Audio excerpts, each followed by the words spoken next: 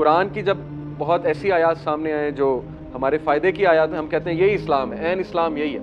لیکن جیسے ہی قرآن میں حلال اور حرام کا ذکر آنا شروع ہو، قرآن میں ایسی باتیں جو ہمیں شیک کریں، جولٹ کریں، اندر سے ویک اپ کال دیں، پھر ہم سوچ میں پڑ جاتے ہیں، ڈاؤٹ میں آ جاتے ہیں کہ یار ایسا کیسے ہو سکتا ہے۔ یہ کہیں نہ کہیں کنسیپٹ بن گیا تھا کہ جو بچہ بیکار ہے اس کو دین پڑھاؤ، اور جو بچہ دنیا میں بہت آگے جائے۔ لیکن ظاہر ہے کہ جس دور سے آج ہم گزرے ہیں، اگر آپ ایک نظر دوڑائیں، ہماری جو یوتھ ہے نا، آئیڈینٹی کرائسس میں ہے لٹرلی۔ جس طرح ان کی تربیت ہو رہی ہے نا، یونیورسٹی سے بھی اور گھر سے بھی، انفارچونیٹلی، اور جس طرح ویسٹرن مغربی ویسٹرن نیریٹو ہم پہ مسلط کیا جا رہا ہے، تو ہماری آئیڈینٹی بہت ڈینجر میں ہے، بہت ڈینجر میں ہے، ٹرسٹ می، ہمارے نوجوانوں کی آئیڈینٹی بہت ڈینجر میں ہے۔ کل کو آپ نے کارپوریٹ سیکٹر میں جانا ہے، جابز کرنی ہے، لوگوں سے منسلک ہونا ہے، مختلف قسم کی ذہنیت کے لوگ آپ کو ملیں گے، بہت چانس ہے کہ ہمارا ایمان جو ہے وہ ڈیمیج ہو، اور بہت چانسز ہیں کہ ہمارا عقیدہ ڈیمیج ہو، ہماری کریڈ ڈیمیج ہو۔ جو کریڈ ماں باپ کو بچپن سے بنانی چاہیے تھے بچے کی، انفارچونیٹلی وہ نہیں بنائی۔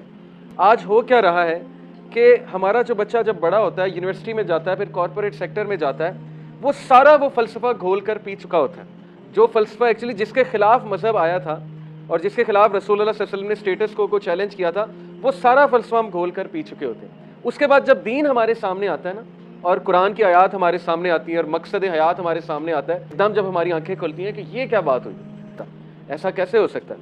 وجہ کیا ہے کہ ہم نے بجائے کہ قرآن کو لینس بنانے کے، ہم نے اپنے دنیاوی نیریٹو کو لینس بنایا۔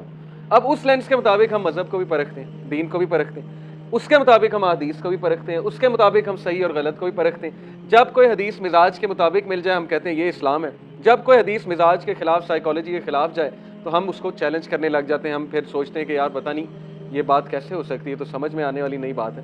قرآن کی جب بہت ایسی آیات سامنے آئیں جو ہمارے فائدے کی آیات ہیں، ہم کہتے ہیں یہی اسلام ہے، عین اسلام یہی ہے۔ آج یہی خطرہ، یہ جو مینٹالٹی ہے نا کہ ہم اپنی سائیکالوجی کے مطابق دین کو بھی دیکھ رہے ہیں، یہ بہت بڑا شرک ہے۔ یہی مسٹیکس پرانی امتوں نے کمٹ کی تھی کہ وہ اپنی سائیکی کے مطابق، اپنی نفسیات کے مطابق ہر چیز دیکھنا چاہتے تھے۔ یہی بنی اسرائیل کی سب سے بڑی مسٹیک تھی۔ آج ہم بھی وہی کر رہے ہیں۔ ہمارے سامنے نبی کا کوئی حکم آتا ہے، ہم کہتے ہیں یہ تو بہت سخت بات ہے، نبی تو ایسی بات کر ہی نہیں سکتا، یہ تو مولویوں نے بات بنائی ہوئی ہے۔ وداؤٹ ڈوئنگ اینی ریسرچ، ہم میں سے کتنوں کو سورسز آف شریعہ پتہ ہے؟ میرے خیال میں یہ بات ہے۔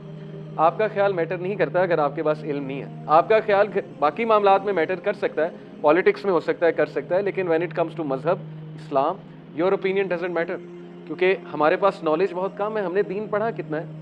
تو یہ چیز ہماری درست ہونے والی ہے کہ ہم علم کی طرف کیوں نہیں آتے، ہم کیوں نہیں اسلام کا نالج خود لیتے ہیں۔